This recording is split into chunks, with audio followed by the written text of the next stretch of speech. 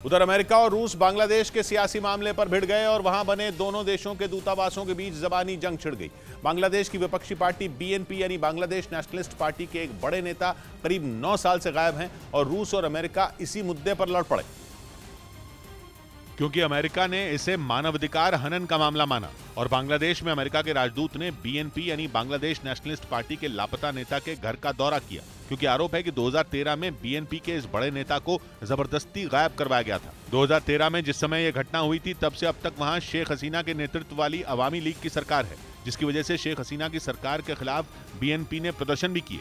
लेकिन ये मामला बांग्लादेश का अंदरूनी सियासी मामला ही माना जाता रहा। लेकिन अमेरिका के इस मामले में कूदते ही पूरा रंग बदल गया, क्योंकि अमेरिकी राजदूत ने केवल बांग्लादेश में नहीं बल्कि अमेरिका में बांग्लादेश के राजदूत के सामने भी यह मुद्दा उठाया, जिसके बाद रूस भी इस मामले में कूद पड़ा, क्योंकि 14 दिसंबर को अमेरिकी दूतावास ने कहा कि वो मानवाधिकार के हनन के सभी मामलों को गंभीरता से लेता है। जिसके बाद 20 दिसंबर को बांग्लादेश में रूस के राजदूत ने बयान दिया कि बांग्लादेश जैसा देश किसी और देश के निर्देश के मुताबिक नहीं बल्कि अपने हिसाब से आंतरिक नीति तय करता है। रूस ने जैसे ही ये बोला, अमेरिका इस मामले में यूक्रेन को घसीट लाया और रूस से पूछा कि क्या ये बात यूक्रेन पर भी लागू होती है। साफ है कि अमेरिका का इशारा यूक्रेन में चल रही भीषण जंग की ओर था, यानी बांग्लादेश के बहाने दोनों महाशक्तियां फिर टकरा गईं। रूस ने एक बार फिर कहा कि अमेरिका जबरदस्ती किसी देश के घरेलू मुद्दे में नाक घुसा रहा है, क्योंकि वो यूक्रेन के मुद्दे को रूस का घरेलू मामला मानता है और अमेरिका के इस मामले में बोलने के खिलाफ है। इस बीच उत्तराखंड में 2 जनवरी तक 24 घंटे होटल और ढाबे खुले रहेंगे। नए साल पर पर्यटकों की सुविधा के लिए सरकार ने यह फैसला लागू किया, जिसके मुताबिक होटल के अलावा रेस्टोरेंट, ढाबे और चाय की दुकानों समेत दूसरी खाने की दुकानें भी खुली रहेंगी। राज्य में आने वाले पर्यटकों को 2 जनवरी तक 24 घंटे ये सुविधा मिलेगी। इससे पहले हिमाचल सरकार ने भी 2 जनवरी तक 24 घंटे होटल और खाने की दुकानों को खोलने का फैसला लिया था। उधर पंजाब के पूर्व मुख्यमंत्री चरणजीत सिंह चन्नी करोड़ों रुपए के घोटाले के आरोप में विजिलेंस के रडार पर आ गए।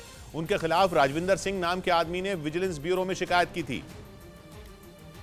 जिसमें पंजाब के पूर्व सीएम चन्नी पर आरोप है कि उन्होंने थीम पार्क के उद्घाटन के खर्च में बेटे की शादी का खर्च भी जोड़ दिया, जो करीब 1.5 करोड़ था। आरोप है कि चमकौर साहब में बने थीम पार्क के टेंडर देने में भी नियमों को तोड़ा गया। चन्नी चमकौर साहब से विधायक रह चुके हैं। इस बीच पाकिस्तान के गृह मंत्री राना सनाउल्लाह ने यह दावा कर दिया कि अफगानिस्तान पाकिस्तान बॉर्डर पर आतंकी संगठन टीटीपी यानी तहरीक तालिबान पाकिस्तान के करीब 10,000 आतंकी मौजूद हैं। मतलब यह कि आतंक की फैक्ट्री चलाने वाला पाकिस्तान खुद टीटीपी से खौफ खा रहा है